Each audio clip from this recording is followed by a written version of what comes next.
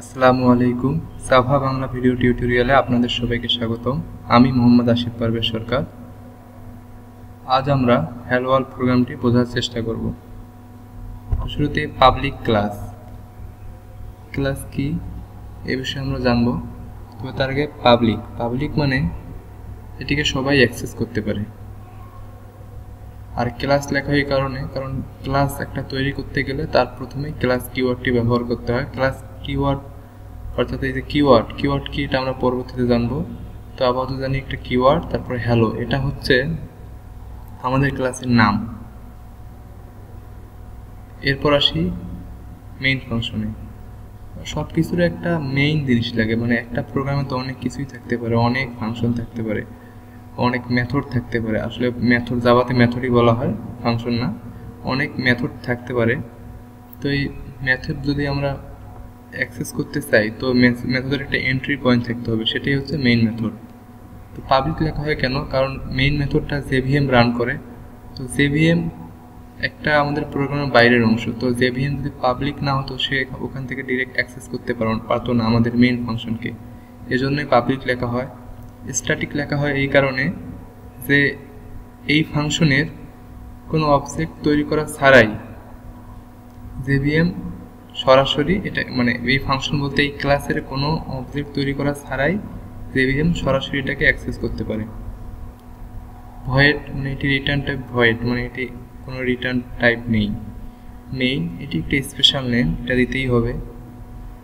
Main মানে এই main দেখে বুঝে যে আসলে কোথা থেকে প্রোগ্রাম শুরু হবে। স্ট্রিং আর্কস মানে হচ্ছে এটি একটি স্ট্রিং টাইপের অ্যারে। আর্কস নামটা একটা ভেরিয়েবল, এটা আমরা চেঞ্জ করতে পারি। এরপর হচ্ছে সিস্টেম একটা ক্লাসের নাম। এই ক্লাসের ভিতরে একটা ভেরিয়েবলের নাম হচ্ছে আউটটা আবার প্রিন্ট স্ট্রিম টাইপের একটি ভেরিয়েবল। তো এই আউটটা একটা স্ট্যাটিক ভেরিয়েবল, এই কারণে সিস্টেম অর্থাৎ ক্লাসের নাম ধরে আমরা ডট অপারেটরের মাধ্যমে আমরা আউট যে ভেরিয়েবলটা সেটাকে আমরা অ্যাক্সেস করতে পাইতেছি। আউট আবার যেহেতু প্রিন্ট স্ট্রিম ক্লাসের একটা ইনস্ট্যান্স ভেরিয়েবল, এই কারণে প্রিন্ট স্ট্রিমের ভিতর আবার প্রিন্ট এলএন একটা ফাংশন আছে। এজন্যই আউট আবার ডট অপারেটর ইউজ করে প্রিন্ট এলএন ফাংশনটাকে অ্যাক্সেস করতে পারে। এরপর আমরা এখানে যা দেই তা প্রিন্ট করে। তো এখানে সেটি লেখা আছে, আপনারা একটু দেখে নেবেন। তো আমরা একটু এবার প্রোগ্রামেটিক্যালি একটু দেখে আসি সবকিছু।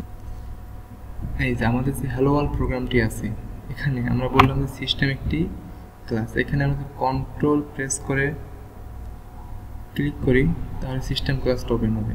আমরা বললাম কি সিস্টেম ক্লাসের ভিতরে একটা ভেরিয়েবল আছে, ওর নাম হচ্ছে আউট, স্ট্যাটিক ভেরিয়েবল। তো আমরা এখানে আউট সার্চ করি, তো এখানে দেখবো এই যে প্রিন্ট স্ট্রিম টাইপের আউট একটা স্ট্যাটিক ভেরিয়েবল।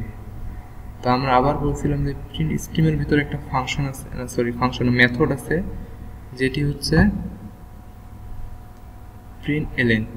আবার আমরা করি এখানে সার্চ দিই, আবার ফাইন্ড।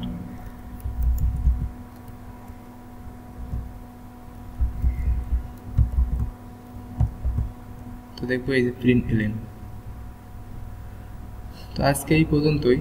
তো আমরা আসলে আজকে যেটুকু বুঝলাম, কেউ যদি আমাদেরকে জিজ্ঞাসা করে যে আসলে মেইন ফাংশনটার জিনিসটা আমাদেরকে ব্যাখ্যা করে বোঝাও, বা মেইন ফাংশনটা ক্লাসে আছে। আরেকটা ইম্পর্টেন্ট কথা, জাভাতে যে কোনো অবজেক্ট ওরিয়েন্টেড আসলে আসে না এই প্রসঙ্গে। জাভাতেই যত কিছুই থাকুক না কেন, যত কোড, তারপর আমাদের ফাংশন, ইনস্ট্যান্স ভেরিয়েবল যাই থাকুক না কেন, সব কিছু একটা ক্লাসের মধ্যে আবদ্ধ হয়ে থাকে। এখানে দেখে আমরা এই মেইন ফাংশনের বাইরে কিন্তু একটা ক্লাসের মধ্যে পুরোটাই আবদ্ধ, এটা এরকম থাকবে।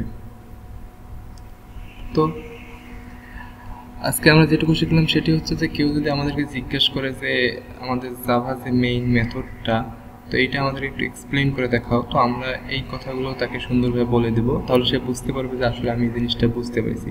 আসলে কিন্তু আমরা এখনো বুঝতে পারিনি, কারণ এখনো আমরা যেমন বললাম যে সিস্টেম ক্লাস, আসলে ক্লাসটা কি আমরা সেটি জানি না। তো মেইন মেথডটাকে আমরা জানি না। তারপর আরও অনেক কিছুই, যেমন যে স্ট্রিং আর্কস বললাম যে স্ট্রিং টাইপের একটি ভেরিয়েবল। তো এই যে ইনস্ট্যান্স ভেরিয়েবল তো আমরা জানি না, আসলে আমরা এখনো অনেক কিছুই জানি না। তো আমরা এগুলো আস্তে আস্তে শিখবো।